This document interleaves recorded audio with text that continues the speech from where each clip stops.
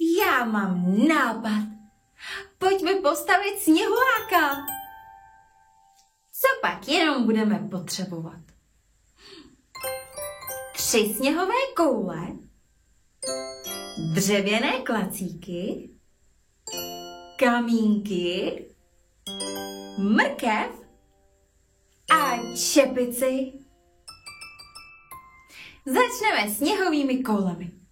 Budeme je muset uválet a k tomu použijeme naše ručičky. Budeme takhle koulet. Jsi připraven? Jdeme na to. Koulíme, koulíme. Koulíme sněhovou kouli. Podívej, naše sněhová koule je větší a větší. A naše sněhová koule je větší a těžší.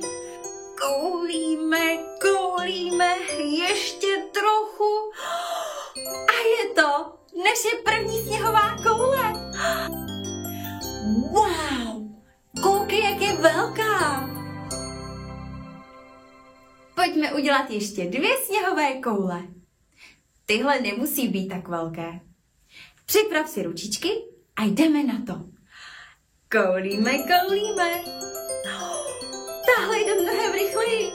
Asi proto, že není tak velká a těžká. Koulíme, koulíme. Ještě trochu. A je to. Výborně. Teď máme 2 sněhové koule. 1, 2. Ještě nám chybí 1 sněhová koule.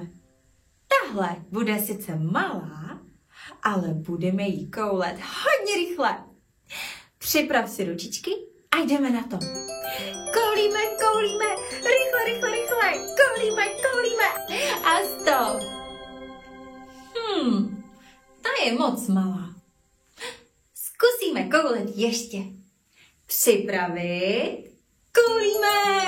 Rychle, rychle. Koulíme, koulíme, koulíme a stop. To bylo rychle. Podívej, to je ta správná velikost. Jsi šikulka.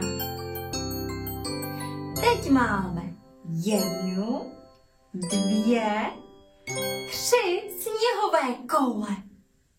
Malou, velkou a největší.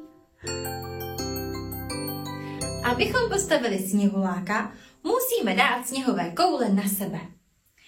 Malou, velkou a tu největší. Takhle to asi nebude správně. Ale ne, koule spadly. Pojďme to zkusit ještě jednou. Začneme tou největší, pak dáme tu velkou a nakonec malou. No teda, to vypadá mnohem líp. Sněhulák potřebuje ruce. A tyhle klacíky jsou perfektní. A oči. Kolik očí má sněhulák? 2? Ano, sněhulák má 2 oči. 1, 2. A jako nos použijeme mrkev. Podívej, perfektní oranžový mrkvový nos.